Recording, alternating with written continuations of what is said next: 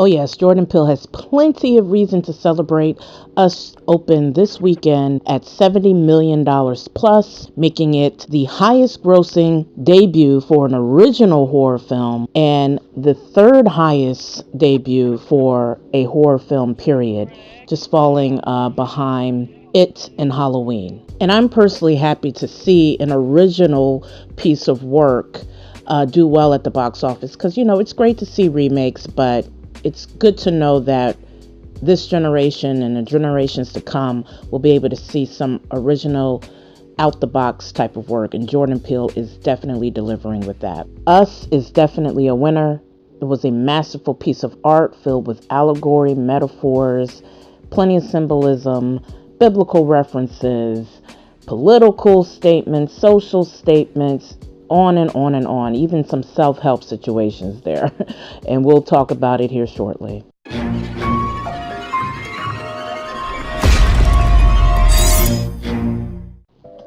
Us follows a family of four, the Wilsons, representing what some may call the perfect American family, a mother, a father, a daughter, and a son, to their beachfront home, where the main character, the mother Adelaide, played by Lupita Nyong'o, grew up as a child. Haunted by a traumatic experience from her past, Adelaide grows increasingly concerned that something bad is going to happen. She even warns her husband Gabe, played by Winston Duke, about her anxiety. Her worst fears soon become a reality when another family of four descend upon the house, forcing the Wilsons into a fight for survival. When finally face to face with the strange family in their home, the family is horrified to learn that each attacker takes the appearance of one of them. As the son Jason, played by Evan Alex, fearfully states, "It's us." To me, Jordan Peele is really stepping up, not to be the next Alfred Hitchcock, but the next Jordan Peele. He's his own guy. He is clearly influenced by the greats of the past, like Hitchcock, but he applies his own spin to his art. He has his own unique voice, and that is so refreshing to see during an era that I feel is often oversaturated with remakes. I love the tone Peele set in this film. It includes some flashback scenes from the 80s, and as a child of the 80s, I absolutely felt that nostalgia. And it didn't require overt images for Jordan to achieve that feeling.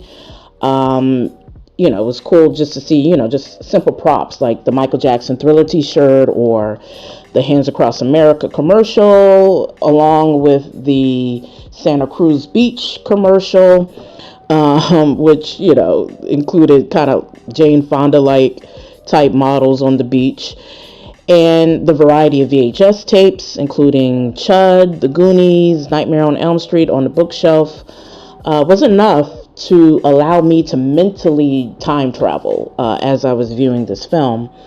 The music choices were also wonderful in this film, really highlighting to me the duality of a moment where you can often hear cheery music in the background, or such music can be a soundtrack even of your life, and yet simultaneously you may be faced with some type of tragedy or horror.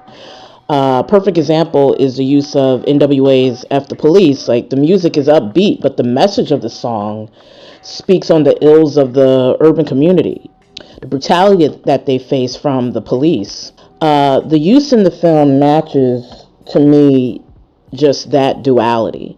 The timing of the song and film spark laughter, and yet also fear at the same time. I also enjoyed how Jordan paid homage to some of his favorite horror films.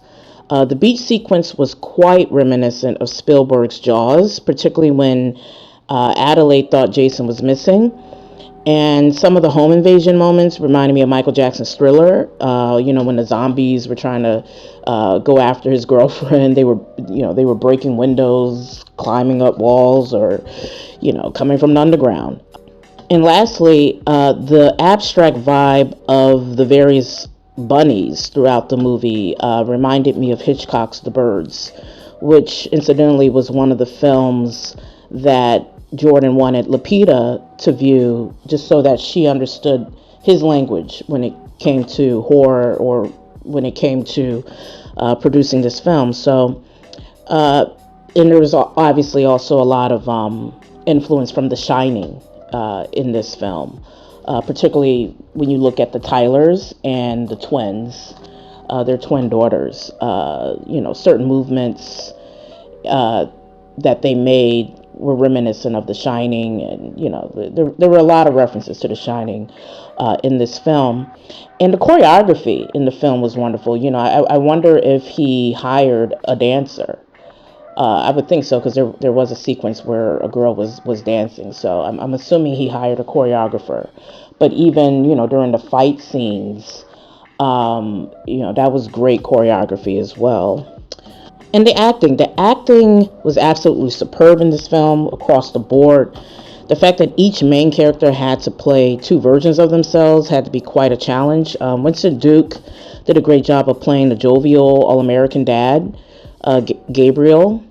He was, I guess you could say, a mixture of like an Uncle Phil, a Fresh Prince, and Clark Griswold of the National Lampoon Vacation series.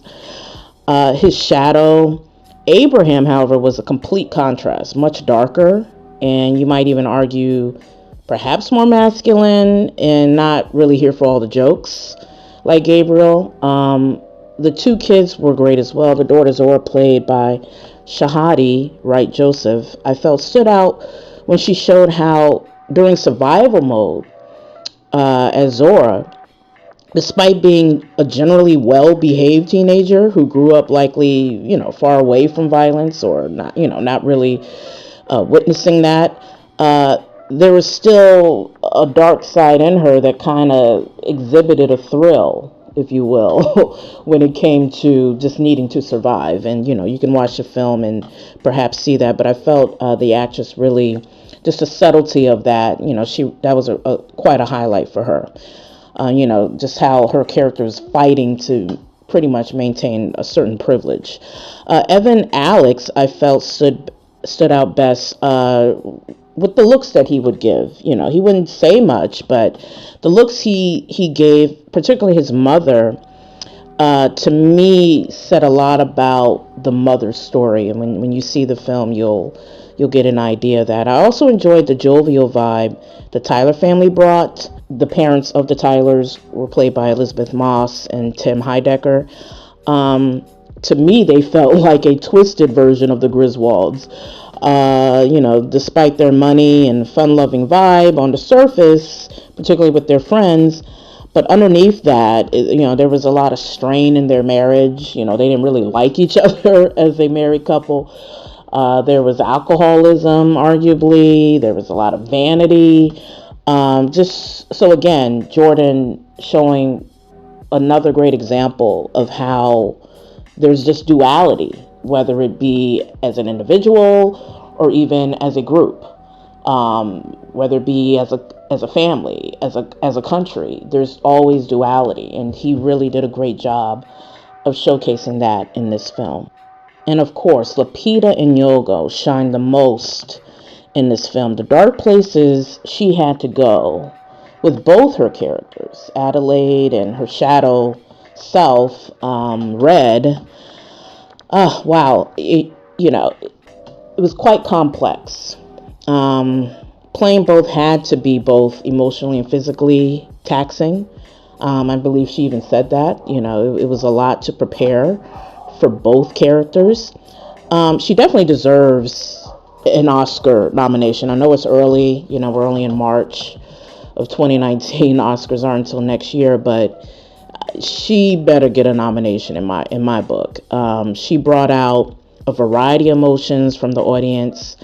We cheered for her, we cheered against her. We felt sympathy for both her characters, because they were both just coming from a different perspective. And again, once you see the film, you will perhaps better understand that. Well, each character has their own perspective on life, and who's to say which perspective is right or wrong. Lupita played quite a complex protagonist and antagonist, and just delivered profoundly. Overall, I give us a strong 9 out of 10. Not that my ratings matter. This is art, but that's my rating. Definitely a must-see in my eyes.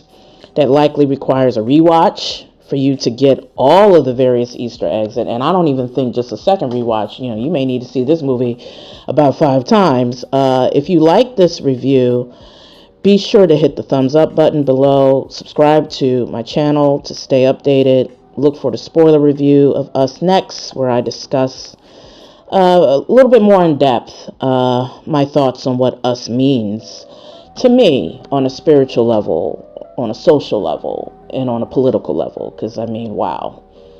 If Get Out had 1 column or 2 columns of Easter eggs, I think Us has about 30. There's just a ton of Easter eggs here in this film. But thanks again for listening to my review. I'll check you later.